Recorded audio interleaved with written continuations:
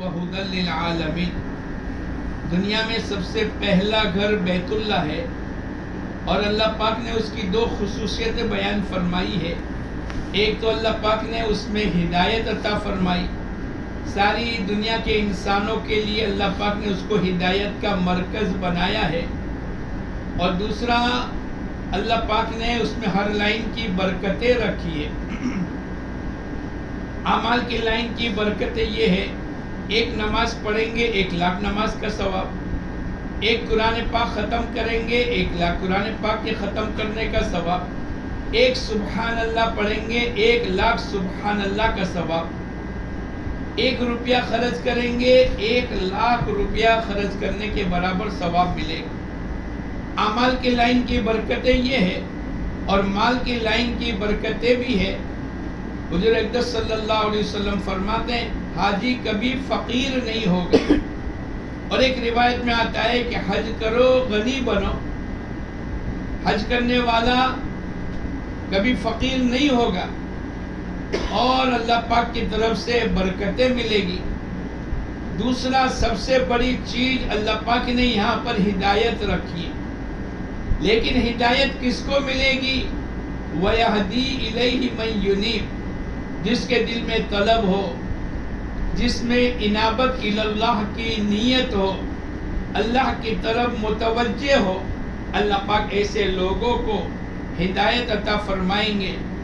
لیکن برتن اس کا بھرے گا جس کا برتن سیدھا ہو. نل میں سے پانی چالو ہے لیکن آپ نے برتن الٹا کر دیا تو کتنا ہی پانی اوپر سے آئے گا، آپ کا برتن نہیں بھرا جائے گا. اسی طریقے سے اللہ پاک نے ہم تمام کو مخاطب فرمایا، جب ہدایت کا نور آئے گا آنکھوں کا دیکھنا صحیح ہوگا، زبان کے بول صحیح ہوں گے، کمائیوں کے نقشے صحیح ہوں گے، خرچ کرنے کی لائنیں صحیح ہوگی، ہاتھ پیر دل و دماغ کا استعمال صحیح ہوگا، اپنے بیوی بچوں کے ساتھ کی زندگی صحیح ہوگی، اپنے شوہروں کے ساتھ کا معاملہ صحیح ہوگا، اپنے پڑوسی کے ساتھ کی زندگی صحیح ہوگی، ماں بیٹی کے ساتھ، ساس بہو کے ساتھ، بھائی بھائی کے ساتھ، بہن بہن کے ساتھ آخرت کے اعتبار سے برتاؤ کریں گے، صبر کا پیمانہ پئیں گے، لیٹ گو کی نیتی رکھیں گے اور ہر ایک کے ساتھ نرم گفتگو کریں گے. کیوں؟ اللہ پاک نے ان کو ہدایت عطا فرمائی.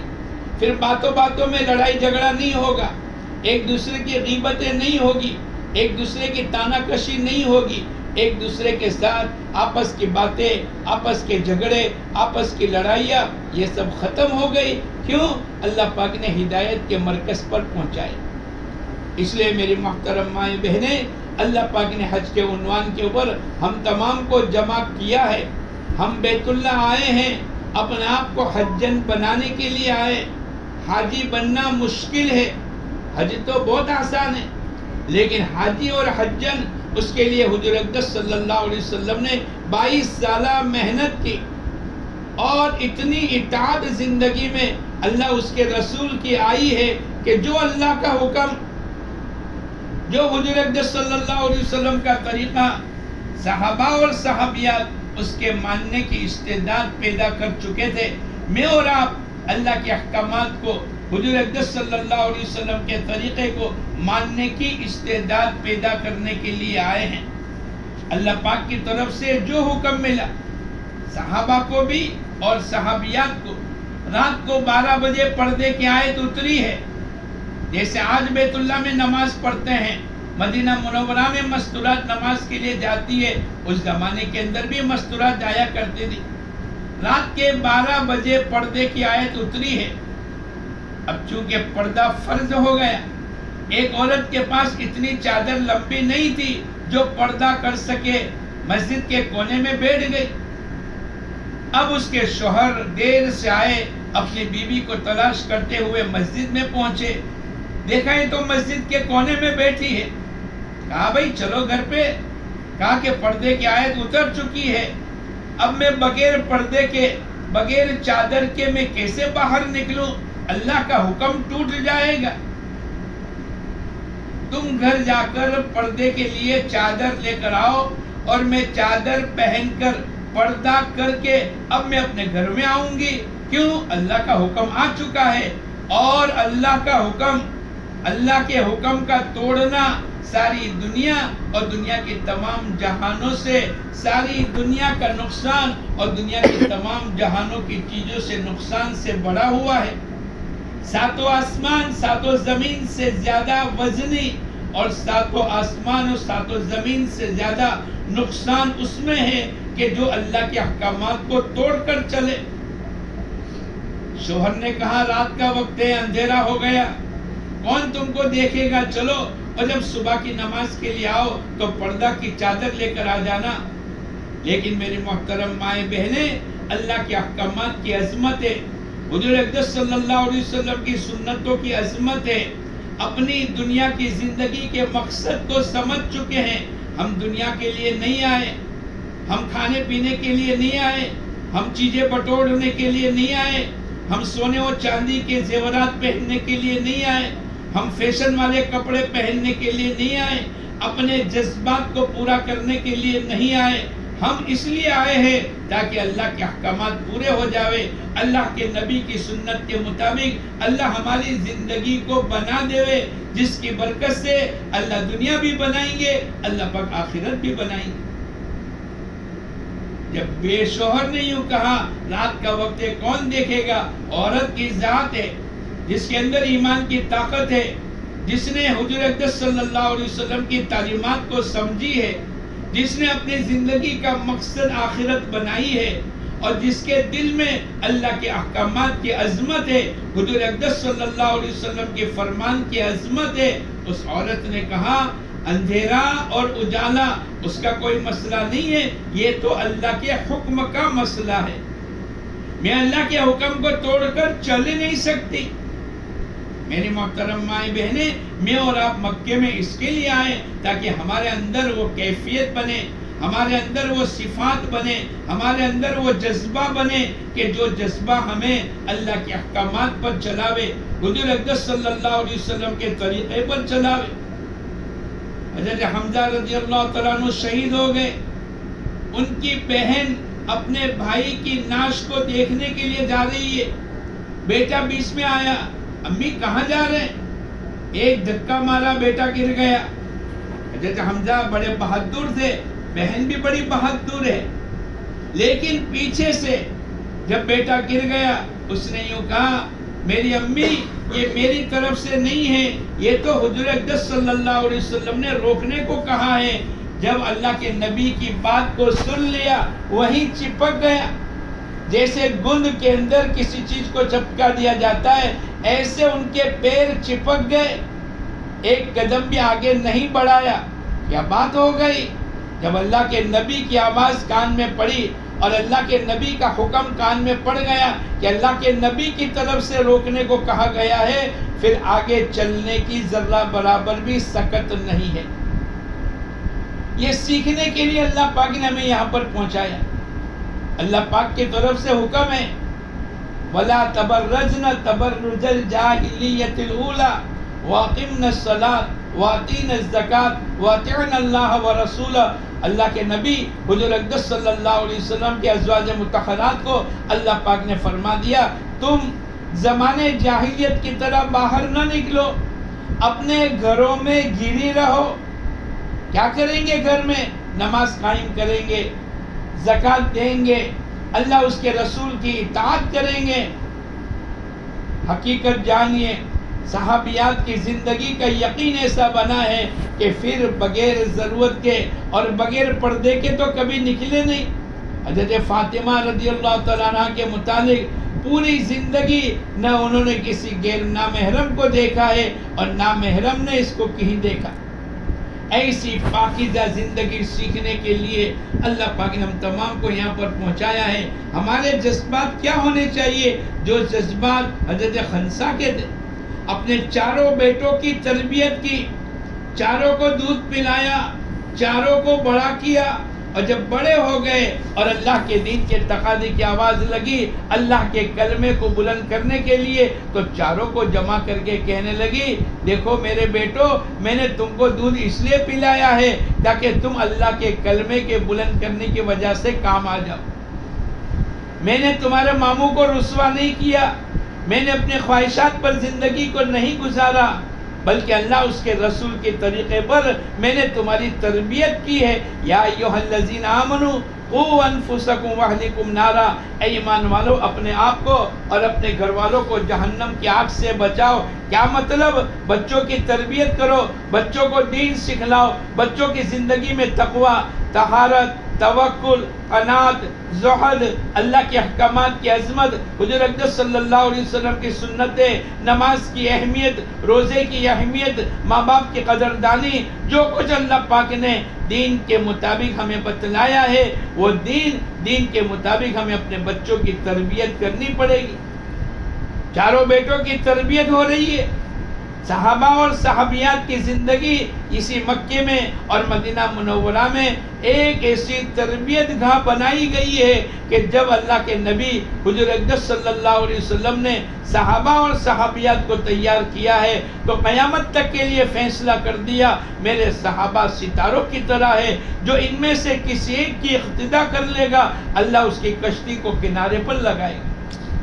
عائشہ صدیقہ رضی اللہ تعالیٰ عنہ 1,00,000 درہم ہدیے میں آئے، اپنی جان پر نہیں لگایا، اپنے کپڑوں پر نہیں لگایا، اپنے مکان پر نہیں لگایا، اپنے گھر کے فریج پر نہیں لگایا، اپنے یہاں کے رنگ روگان پر نہیں لگایا، گھومنے پھرنے میں نہیں لگایا، صبح سے شام تک صدقہ دے دیا۔ اب شام کے وقت کے اندر 1 روپیہ باقی نہیں ہے، اور ان کی خادمہ اور باندی کہنے لگی اگر 1 روپیہ بچا لیتی آج کے روزے میں افطاری کے لیے گوشت کو خرید کر کے گوشت پکاتے۔ عائشہ صدیقہ رضی اللہ تعالیٰ عنہ کہنے لگی اب دانا دینے سے کیا فائدہ، پہلے بتلاتی تو 1 درہم بچا لیتی، تو گوشت خرید کر کے پکا کر افطاری میں رکھ دیتی۔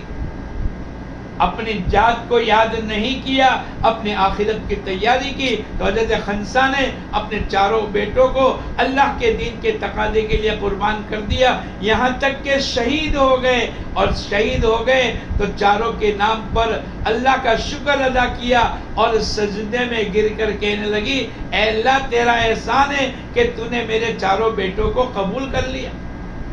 ہم یہاں حج کے عنوان کے پر یہ تمام باتیں سیکھنے کے لیے آئے ہیں۔ زندگی میں اللہ کے احکامات آ جاوے، زندگی میں حضور اقدس صلی اللہ علیہ وسلم کے طریقے آ جائے، زندگی اللہ اس کے رسول کے طریقے کے مطابق ہو۔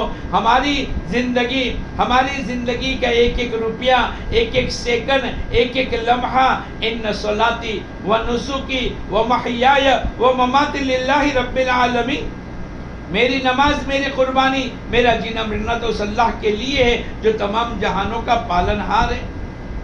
اسی صفا مروہ کے درمیان کے اندر حضرت حاجرہ اللہ کے نبی حضور اقدس صلی اللہ علیہ وسلم کے جد امجد اسماعیل علیہ السلام کی ماں ہے اور ابراہیم علیہ السلام کی بیوی ہے، ملک شام میں رہتے تھے۔ فرشتے جبرائیل کو بھیجا اور کہا ان کو لے جاؤ وادی غیر ذی زرعین، ایسی زمین جو اگانے کی صلاحیت نہیں رکھتی، کہاں؟ مکہ مکرمہ لے آئے۔ میں نے آپ نے صفا مروہ کی سعی کی ہوگی، وہاں حضرت حاجرہ کی یاد کرنے کے لیے میلین اخضرین پر مرد تھوڑا سا تیز چلیں گے، ماں بہنیں نہیں چلے گی، ان کی طرف سے حضرت حاجرہ دوڑ چکی ہے۔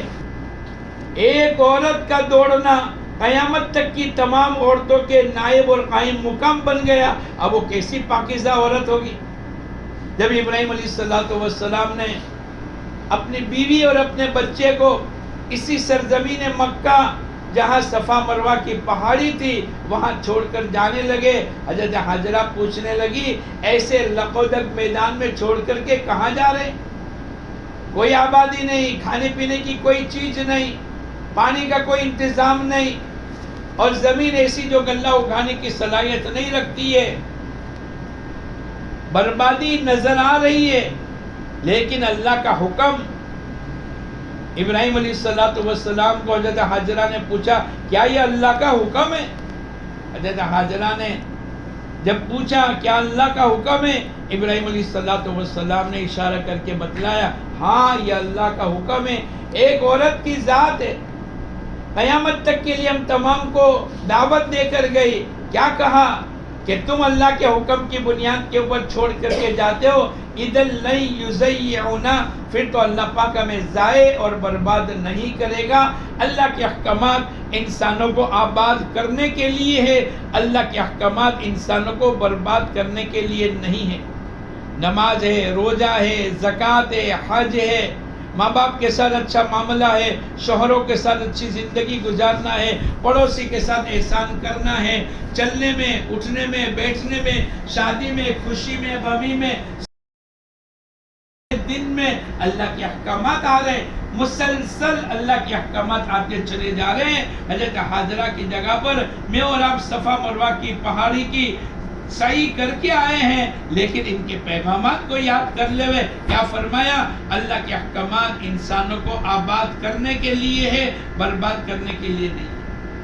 یہ تمام باتیں، سوغاتیں سیکھنے کے لیے اللہ نے حج سے پہلے ہم کو پہنچایا ہے۔ ماشاءاللہ روزانہ تعلیم کے حلقے لگتے ہیں، اور ہماری بہنوں سے ہم کہتے ہیں زندگی میں حج ایک مرتبہ فرض ہے، کیسے طواف کریں گے، کیسے سعی کریں گے، بہت سی چیزیں پہلی مرتبہ سنی، ارے بہت سی چیزوں کو تو یاد بھی نہیں کیا، ایسے ہی آ گئے۔ نہیں، لبیک ہمیں یاد ہونی چاہیے۔ بہت سی بہنوں کو ممنوعات احرام معلوم نہیں، عمرے کے 4 عمل یاد نہیں، حج کے فرائض اور واجبات یاد نہیں۔ آپ کو سیکھنا پڑے گا، آپ کو اس کی تعلیم میں بیٹھنا پڑے گا۔ ماشاءاللہ روزانہ ہر فلور کے اوپر فجر کی نماز کے بعد تعلیم کا حلقہ لگتا ہے، آپ کو اپنا آپ کو بٹھانا پڑے گا۔ اور جو پڑھی لکھی ہماری بہن ہے، اس کے ذریعے سے کتاب کو روزانہ پڑھنی پڑے گی۔ ایک قدم اٹھائیں گے طواف کے لیے کیا ملے گا، صفا مروہ کی سعی کریں گے کیا ملے گا، شیطان کو کنکری ماریں گے کیا ملے گا، قربانی کریں گے کیا ملے گا، طواف زیارت کریں گے کیا ملے گا۔ وہ 15 مقامات جہاں اللہ پاک حاجی کی دعاؤں کو قبول فرماتے ہیں۔ حسن بصری نے اس کتاب میں لکھا ہے کہ حاجی جو بھی دعا مانگے گا بیت اللہ پر پہلی نگاہ پڑے گی، حاجی کی دعاؤں کو اللہ قبول کریں گے۔ پھر ملتزم بیت اللہ کے درمیان کے اندر حجر اسود ہے اور کعبۃ اللہ کا دروازہ ہے، اس کے درمیان کی 1.5-2 فیٹ کی جگہ اس کو ملتزم کہتے ہیں۔ حاجی جو بھی دعا مانگی ہے، آج تک کے محدثین نے مسلسلات روایت میں اس کو بیان کیا، جس نے یہاں پر جو بھی مانگا ہے اللہ پاک نے اس کی مانگ کو پوری کر لی۔ پھر میزاب رحمت پر نالے کے نیچے، پھر کعبۃ اللہ کے دروازے پر، حتیم میں، مطاف میں، صفا کی پہاڑی پر، مروہ کی پہاڑی پر، مینا میں، عرفات میں، مزدلفہ میں، شیطان کو کنکری مارنے کے بعد، درمیانی اور بڑے چھوٹے شیطان کو کنکری مارنے کے بعد اللہ پاک دعاؤں کو قبول فرماتے۔ اب یہ کب ہوگا؟ جب ہم صبح کی تعلیم میں بیٹھیں گے۔ یہی تعلیم اپنے گھروں میں، یہی تعلیم اپنے کمروں میں، یہی مینا، عرفات اور مزدلفہ میں انفرادی اور اجتماعی، بجائے اس کے کہ وائی فائی کے پیچھے اور دوسری چیزوں میں اپنا وقت لگانے کے ہم کتاب کا مطالعہ کریں، ہم اللہ کا ذکر کریں۔ 1 سبحان اللہ 1,00,000 سبحان اللہ کے برابر ثواب ہے۔ حضور اقدس صلی اللہ علیہ وسلم نے حج بہت آسانی کے ساتھ بتلایا۔ ماشاءاللہ حج قران حضور اقدس صلی اللہ علیہ وسلم نے کیا۔ میں اور آپ حج تمتع کرتے ہیں۔ تمتع کا معنی پہلے عمرہ کرنا، عمرے کے 4 عمل ہم نے پورے کر لیے۔ اب اس کی چھوٹی موٹی باتیں تو یہ ہے کہ مردوں کا احرام ان کے چادریں ہیں، ماں بہنوں کا احرام ان کے سلے ہوئے کپڑے ہیں۔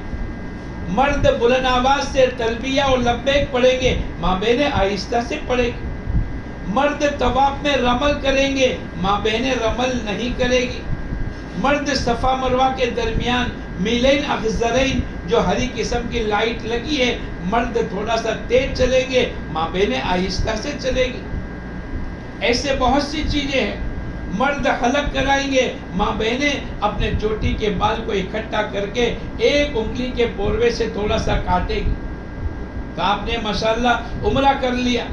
اگر ایسی حالت ہے کہ جس میں نماز نہیں پڑھ سکتے، قرآن پاک کی تلاوت نہیں کر سکتے اور بیت اللہ کا طواف نہیں کر سکتے، تو جب فارغ ہو جاوے اس کے بعد کر لے۔ اور اگر آپ کا عمرہ ہو چکا ہے اب آپ کو حج کا انتظار ہے. اللہ پاک ہمیں حج نصیب کرے. حج کے لیے تو آئے ہیں اور ایک حاجی قیامت کے دن 400 آدمی اور ایک روایت میں 400 گھرانے جو جہنم کے مستحق ہو چکے ہیں، حاجی کی برکت سے اللہ جنت کا مالک بنائیں گے. حضور اکرم صلی اللہ علیہ وسلم کی دعائیں ہیں، اے اللہ تو حاجی کی مغفرت فرما. حاجی کوئی معمولی چیز نہیں ہے، اللہ پاک نے اس کو بہت بڑا درجہ دیا ہے. اے اللہ تو حاجی کی مغفرت فرما، اور حاجی جس کے لیے دعائیں مغفرت کرے اے اللہ تو اس کے گناہوں کو معاف فرما دے. میں اور آپ یقین کر لے ہمارے گناہ معاف ہو چکے ہیں. اب ہم سب کے لیے، پوری انسانیت کے لیے، پوری امت کے لیے، اپنے صرف رشتہ داروں کے لیے نہیں، بخیل نہ بنے. مغفرت تو اللہ کی طرف سے بٹے گی، لیکن ہماری آواز، ہماری دعائیں، ہمارا اللہ کے سامنے مانگنا ہمیں سیکھنا پڑے گا. بھائی مانگیں گے تو کس سے مانگیں گے؟ وَإِذَا سَأَلْتَ فَاسْأَلِ اللَّهِ، اگر تجھے مانگنا ہے ایک اکیلے اللہ سے مانگ. فَإِذَا اسْتَعَنْتَ فَاسْتَعِنْ بِاللَّهِ، اگر تجھے مدد مانگنی ہے ایک اکیلے اللہ سے مدد مانگ. إِيَّاكَ نَعْبُدُ وَإِيَّاكَ نَسْتَعِينُ، اے اللہ ہم تیری ہی عبادت کرتے ہیں اور تیری ہی عبادت کریں گے. پھر عبادت کے بعد اللہ کی مدد آئے گی.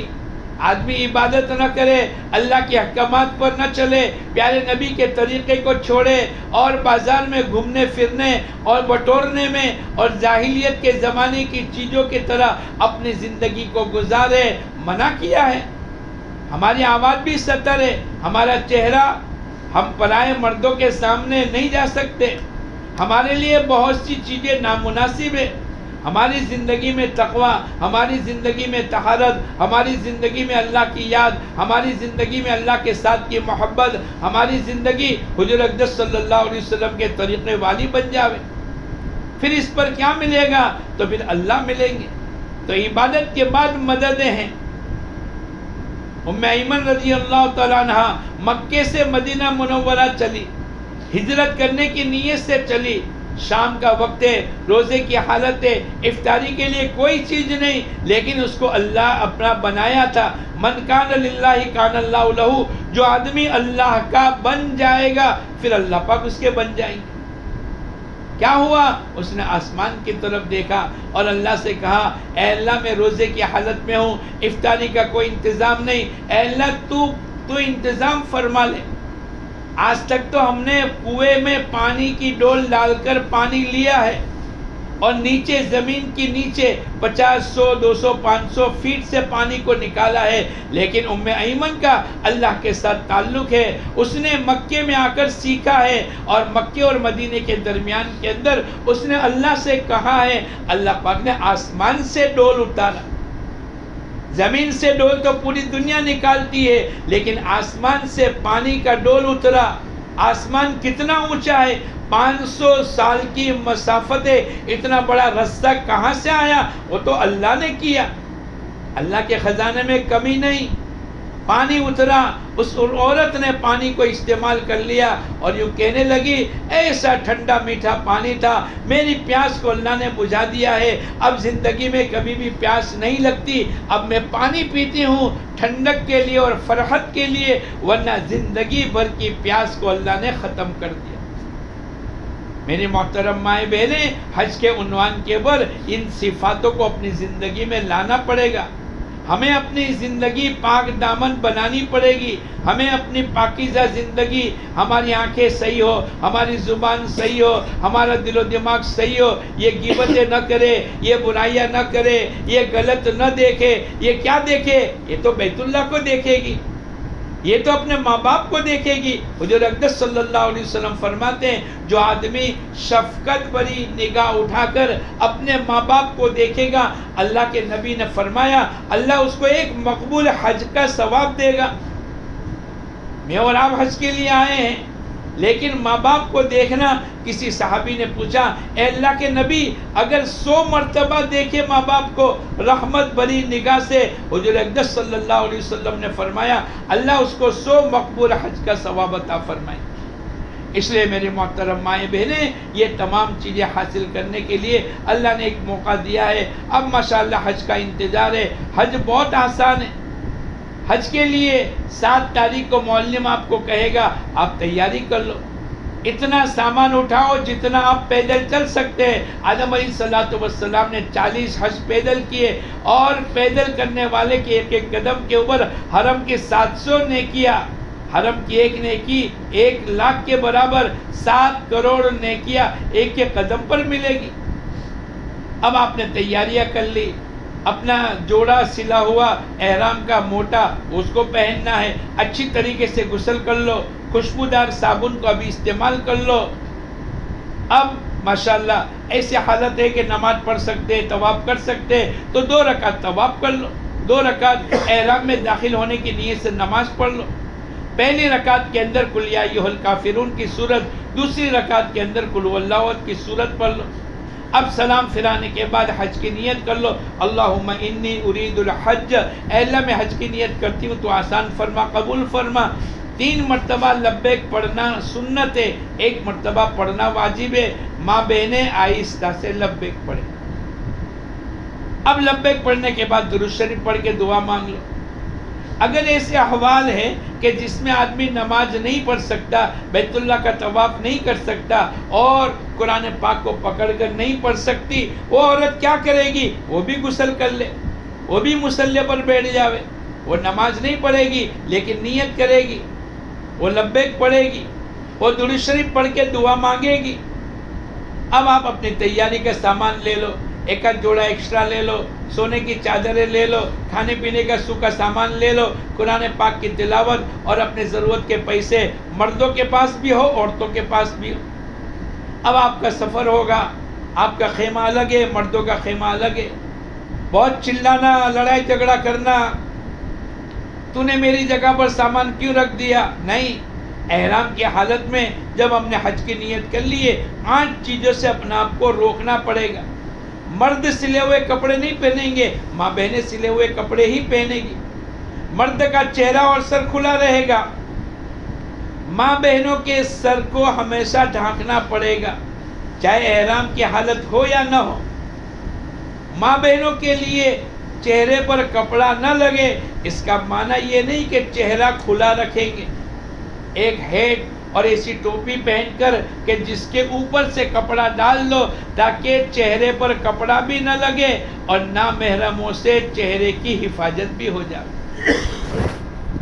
خوشبو نہ لگائیں گے، نہ کھائیں گے، نہ پیئیں گے، ناخن نہ کاٹیں گے، نہ توڑیں گے، اکھیڑیں گے، شکار نہیں کریں گے، شکار کی طرف اشارہ نہیں کریں گے، بدن کے کسی جگہ کے میل کو نہیں چھڑائیں گے، میاں بیوی آپس کے تعلقات کی کوئی بات نہ کریں۔ لبیک پڑھتے ہوئے قرآن پاک میں 3 چیزیں، فلا رفث ولا فسوق ولا جدال فی الحج، حج میں فسق و فجور نہ کرے، حکم عدولی نہ کرے اور لڑائی جھگڑا نہ کرے۔ عام طور پر ہماری بہنیں چھوٹی چھوٹی بات پر لڑائی مارم ماری اور ایک دوسرے کو پتہ نہیں اتنی چلم چلی، آپ جا کر مینا میں دیکھو گے ہمیں احتیاط کرنا پڑے گا، ہمیں صبر کرنا پڑے گا۔ 2x6 کی جگہ مل گئی، اسی میں اپنا رات کا گزارا کر لو۔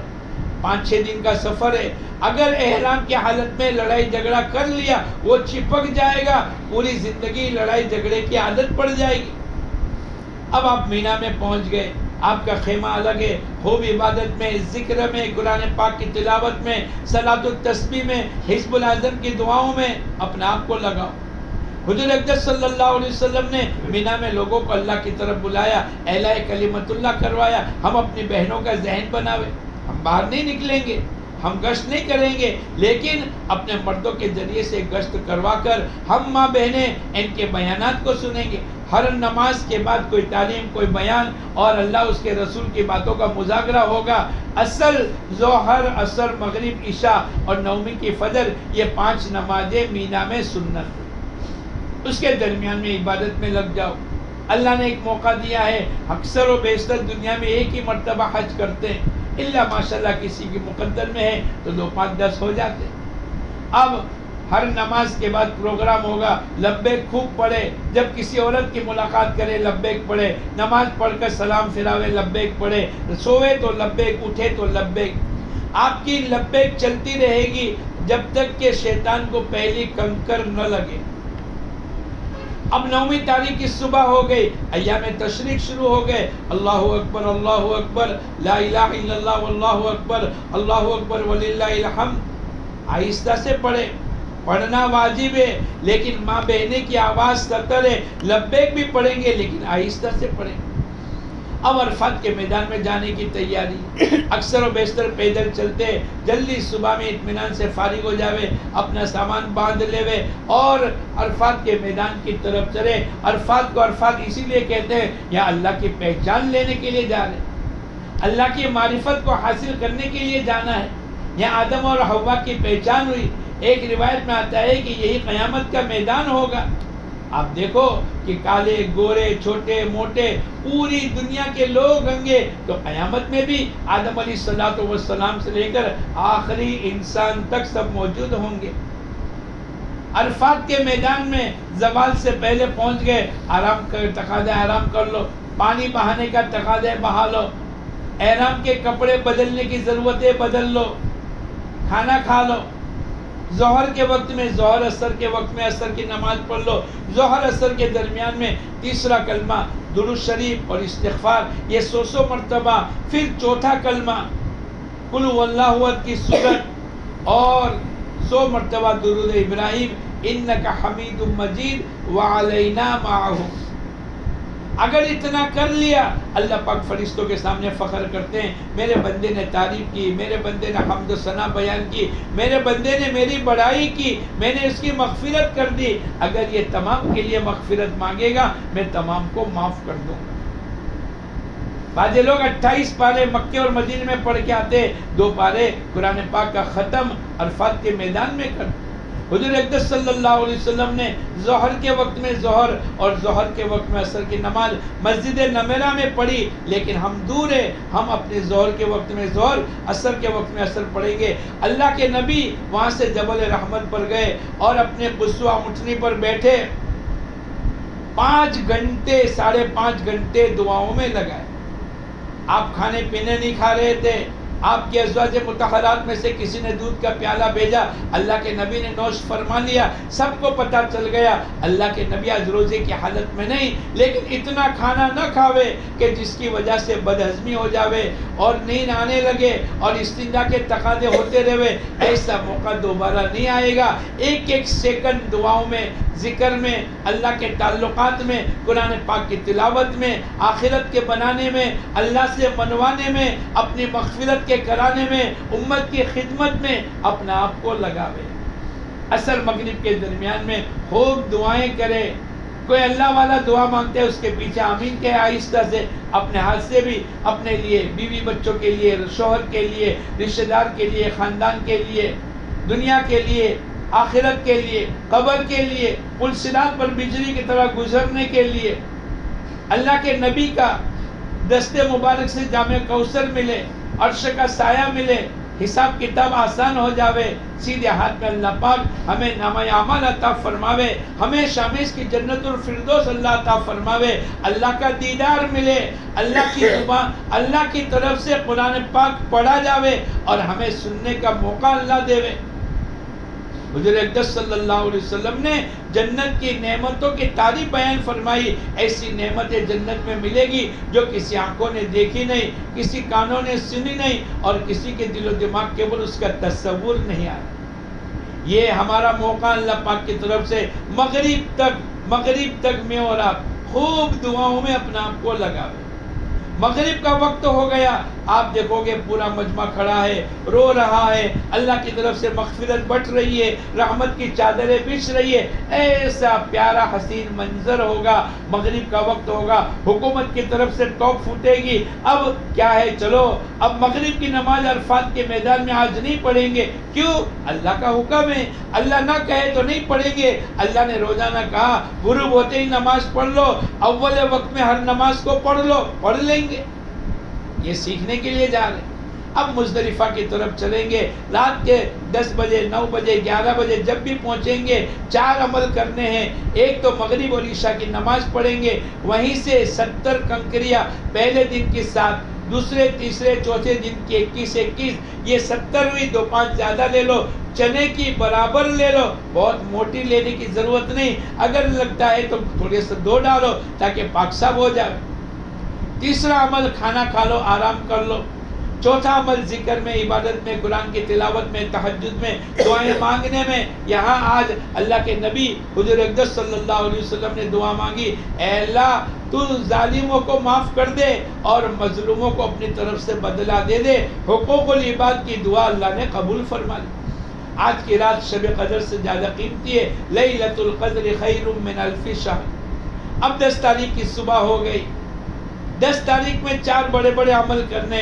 سب سے پہلے شیطان کو کنکری مارنی، چھوٹا شیطان اس کو چھوڑ دو، درمیانی شیطان اس کو چھوڑ دو، بڑے شیطان کو بائیں ہاتھ میں کنکر اور شہادت کی انگلی اور انگوٹھے سے کنکری مار لو۔ پہلا عمل کنکری۔ دوسری قربانی، اپنے شوہر کو وکیل بنا کر بیچ دو، اس کا گوشت کھا سکتے ہیں۔ تیسرا، ماں بہنیں آہستہ سے اپنے پورے بال کی چوٹی کو اکٹھا کر کے ایک انگلی کے پوروے سے تھوڑا سا زیادہ کاٹے، خود کاٹے، کسی بہن سے کٹاوے، اپنے شوہر سے کٹاوے، پرائے مردوں سے کٹانے کی اجازت نہیں۔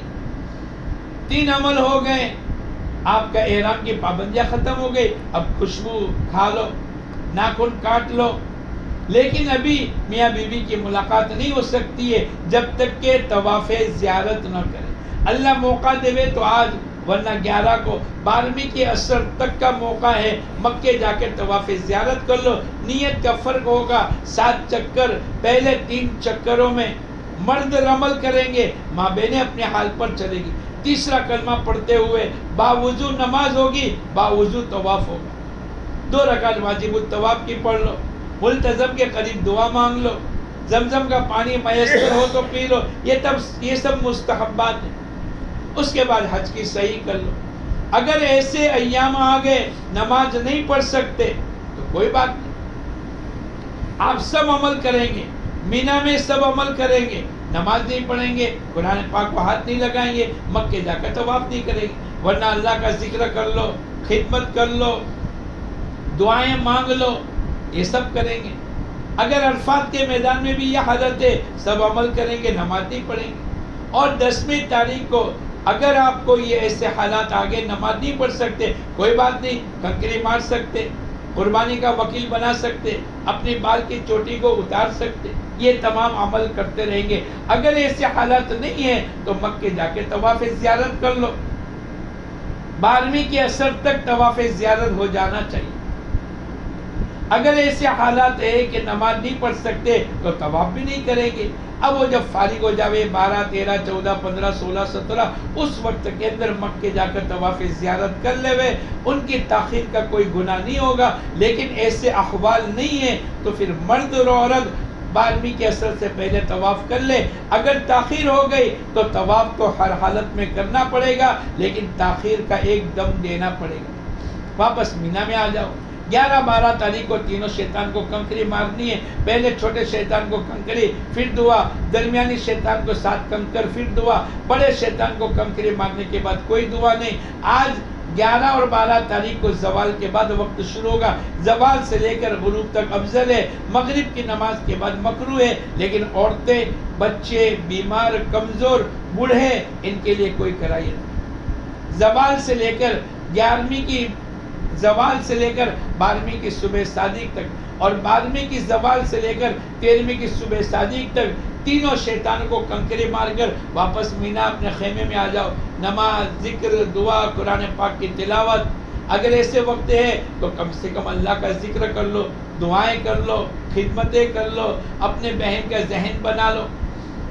اب اللہ توفیق دے تو نیت کرو 13ویں کی رمی کریں گے۔ اکثر مجمع 13ویں کی رمی کر کے آتا ہے۔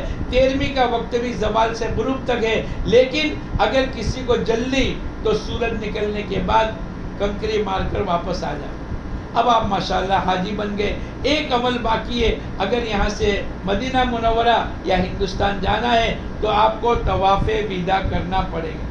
طواف وداع میں نیت کا فرق ہے، وہی 7 چکر، 8 بوسے، تیسرا کلمہ باوضو، 2 رکعت واجب الطواف کی، زمزم کا پانی، ملتزم پر دعا۔